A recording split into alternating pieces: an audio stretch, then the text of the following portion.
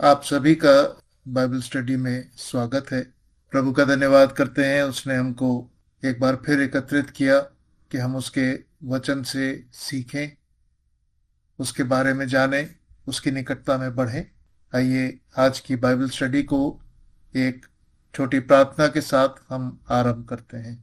हमारे अनुग्रहकारी दयालु जीवते सच्चे परमेश्वर पिता, राजाओं के राजा, प्रभुओं के प्रभु, हमारे सृजनहार, पालनहार, तारनहार परमेश्वर पिता, बहुत धन्यवाद के साथ आपके सम्मुख आते हैं, अपने सरों को झुकाते हैं।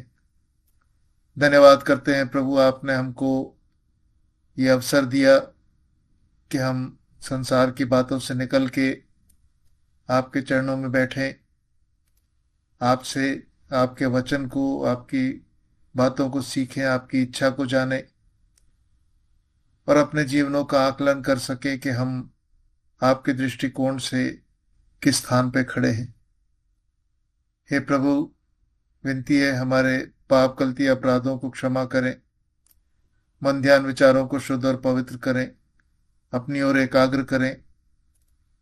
हम में से हर एक जन से जो अभी बाइबल स्टडी के साथ जुड़ गए हैं और उन सभी से जो बाद में वीडियो को देखेंगे या और जुड़ेंगे, सभी से प्रभु आप आवश्यकता के अनुसार बातचीत करें।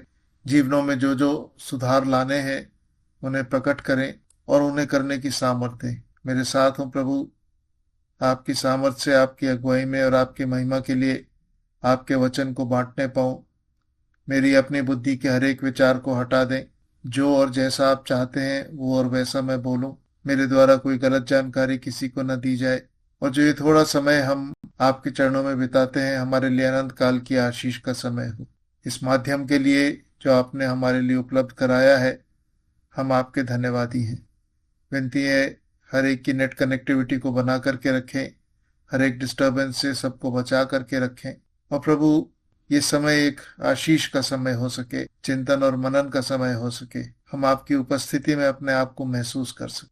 मांगते हैं अपने उद्धारकर्ता प्रभु यीशु मसीह के नाम में, सुने और ग्रहण करें। आमीन।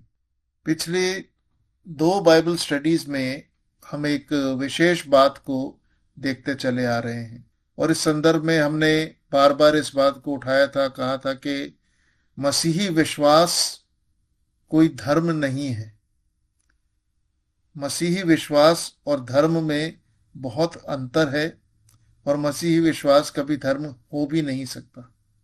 इसी तथ्य को, इसी बात को, बाइबल की इस शिक्षा को हम समझ रहे हैं। पिछले बाइबल स्टडी में हमने देखा था कि धर्म में यद्यपि विशेष दिनों का, शुभ दिनों का, कुछ पर्व और त्योहार मनाने का बहुत महत्व है, लेकिन मसीही विश्वास में ऐसा नहीं है। ना तो मसीही विश्वास में कोई विशेष दिन है या शुभ दिन है, ना कोई परमेश्वर के द्वारा दिए गए पर्व हैं और ना ही कोई त्योहार मनाने के लिए परमेश्वर ने दिए हैं। जबकि धर्म में जो भी धर्म हो, उसके आराध्य को, उसके देवी देवता या ईश्वर को आदर देने के लिए इन सभी का, विशेष दिनों का, शुभ दिनों का, पर्वों का और त्योहार मनाने का एक बहुत बड़ा महत्व है। तो फिर मसीही विश्वास में ऐसा क्यों नहीं है? इसको समझने के लिए हमने पिछले दो बाइबल स्टडीज में बाइबल से 7 तथ्यों को देखा है। मैं बहुत संक्षेप में आपके सामने उन 7 को दोहरा देता हूं ताकि आप उनका रिवीजन कर सकें, पुनः अवलोकन कर सकें। और जो लोग पहले नहीं जुड़े हैं या जो पहली बार इस बाइबल स्टडी को देखेंगे या जुड़ रहे हैं, उनके लिए भी एक पीछे की बात के साथ जुड़ने का एक मौका बन सके। क्यों इन दिनों को या इन पर्वों को, इन त्योहारों को नहीं बनाया है, और क्यों विशेषकर इस बात को ध्यान में रखते हुए कि आज मसीहियत में जितने ये दिन मनाए जाते हैं, पर्व मनाए जाते हैं, त्योहार मनाए जाते हैं, ये सब वास्तव में मूर्ति पूजक, अन्य जाति देवी देवताओं की उपासना करने वाले लोगों के से लिए गए हैं और उनसे लेकर के, उनको लेकर के और फिर प्रभु यीशु मसीह के नाम में उनको मनाना शुरू किया गया है, जबकि वास्तव में परमेश्वर ने इन बातों के लिए मना किया था, बताया है कि इन बातों से उसको घृणा है और उसके लोगों को इन बातों में नहीं पड़ना चाहिए। तो इन दिनों, पर्वों और त्योहारों को ना मनाने के पीछे, उनका मना करने के पीछे परमेश्वर के वचन की क्या शिक्षाएं हैं, हम उन 7 बातों को संक्षेप में जल्दी से देखते हैं। सबसे पहले हमने देखा था, मसीही विश्वास में मसीही विश्वासी उद्धार पाता है, परमेश्वर की नजरों में धर्मी ठहरता है और परमेश्वर को स्वीकार्य होता है केवल अपने पापों के पश्चाताप करने, प्रभु यीशु मसीह में विश्वास करने, अपने आप को उसकी आज्ञाकारिता में चलने के लिए समर्पित करने और परमेश्वर के अनुग्रह के द्वारा।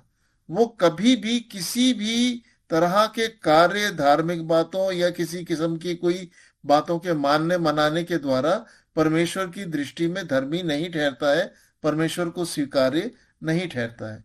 दूसरी बात हमने देखी थी कि यदि इन गढ़े हुए दिनों, पर्वों, त्योहारों, इन और धर्मों से लिए गए बातों को लेकर के जिनकी बाइबल में कहीं कोई चर्चा नहीं है, आज्ञा नहीं है, उनके द्वारा यदि परमेश्वर प्रसन्न हो सकता, यदि ये परमेश्वर को ग्रहण योग्य होते, तो इसका तात्पर्य ये है कि मनुष्य में ये सामर्थ्य है कि वो अपनी गढ़ी हुई बातों के द्वारा परमेश्वर को इस बात के लिए मजबूर कर सकता है कि उसके किए के ऊपर वो प्रसन्न हो, यानी परमेश्वर प्रसन्न हो और उसे आशीष दे। अर्थात इन तौर तरीके, रीति रिवाजों को मनाने के द्वारा मनुष्य एक तरह से परमेश्वर को बाध्य कर सकता है कि वो उसे स्वीकार भी करे और उसे आशीष भी दे। अर्थात मनुष्य परमेश्वर के ऊपर हावी हो सकता है, जो असंभव है। तीसरी बात हमने देखी थी कि परमेश्वर का वचन, बाइबल हमें सिखाती है, हमने गलातियों की पत्री में से देखा था, 4 अध्याय में से, परमेश्वर का वचन सिखाता है कि इन दिन, त्योहारों और पर्वों को मनाने में वापस जाने का अर्थ है वापस पाप की बंधुआई में जाना और विश्वास से पीछे हट जाना। फिर चौथी बात हमने देखी थी कि यदि परमेश्वर इन बातों को ग्रहण कर ले, इन बातों को स्वीकार करे और ये मान ले कि हाँ, इनके मानने मनाने से मनुष्य ने उसे प्रसन्न किया है, इस बात को वो लेकर के चले, तो इसका मतलब है परमेश्वर खुद ही अपने आप का इनकार कर रहा है, अपने आप को कॉन्ट्राडिक्ट कर रहा है, मतलब अब स्वयं में एक विरोधाभास ला रहा है। क्योंकि परमेश्वर ने अपने वचन में स्पष्ट कहा है, और ये हमने पहला शमूएल 15 अध्याय 24 पद से देखा था, वो केवल अपनी आज्ञाकारिता, अपने वचन की आज्ञाकारिता से प्रसन्न होता है, किसी अन्य बात से नहीं।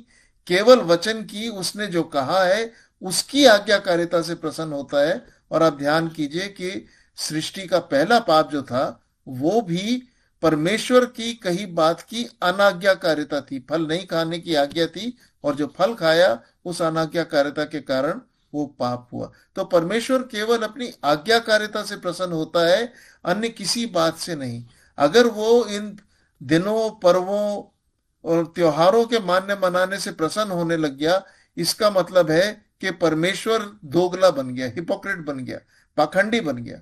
जिन बातों के लिए उसने पहले खुद मना किया, अब उन्हीं बातों को लेकर के दूसरों को वो आशीष दे रहा है। कुछ को मना कर दिया और कुछ को आशीष दे दी। तो परमेश्वर झूठा नहीं हो सकता, परमेश्वर पाखंडी या हिपोक्रेट नहीं हो सकता। इन दिनों, पर्वों को मनाना परमेश्वर को एक तरह से हिपोक्रेट या पाखंडी बना देना है। पांचवी बात हमने देखी थी, इन दिनों, पर्वों, त्योहारों को मनाना वास्तव में शैतान की एक चाल है, एक युक्ति है कि लोगों को उन बातों में उलझाए रखे और उनकी पाप से अंधी हुई बुद्धि को इस बात में लगाए रखे कि हाँ, ये करने से हम धर्मी बन गए। तो वो उस धार्मिकता के, उस गढ़ी हुई धार्मिकता के निर्वाह में जो है वो लगे रहते हैं।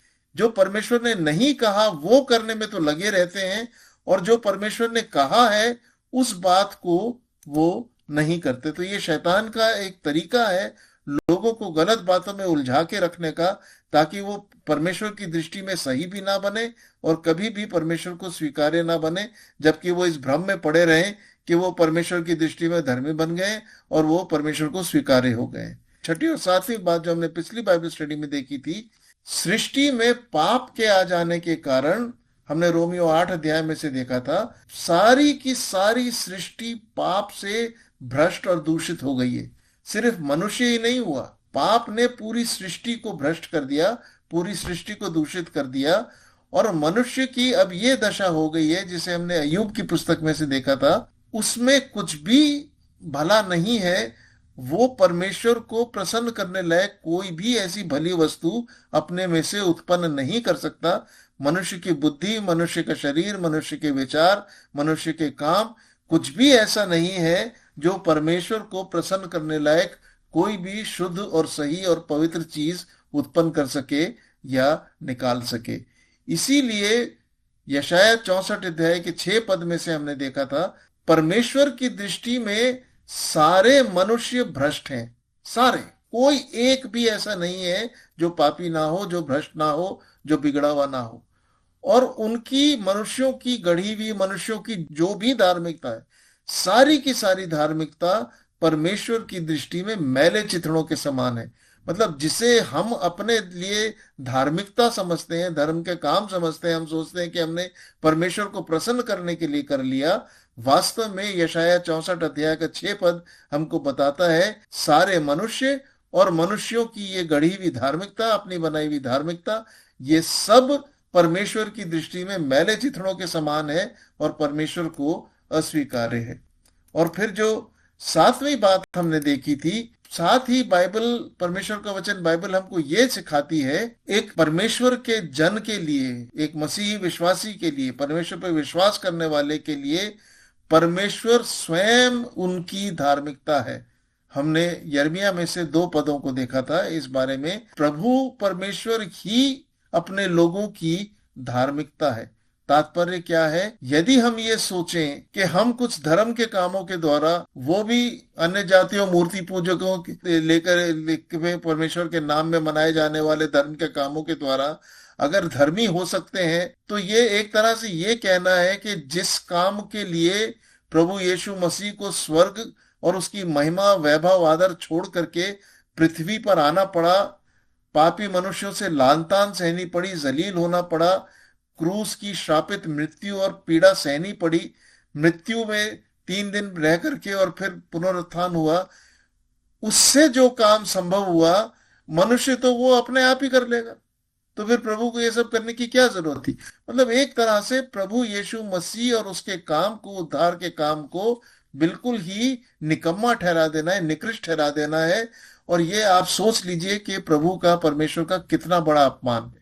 तो ये सातों की सातों बातें ये दिखाती हैं कि परमेश्वर का वचन इस बात के लिए बिल्कुल स्पष्ट है, मसीही विश्वास में ना तो कोई दिन है, ना कोई शुभ दिन है, ना कोई पर्व है, ना कोई त्योहार है। सिर्फ सच्चे मन से परमेश्वर की आराधना, आज्ञाकारिता, उपासना, उसके पीछे चलना है।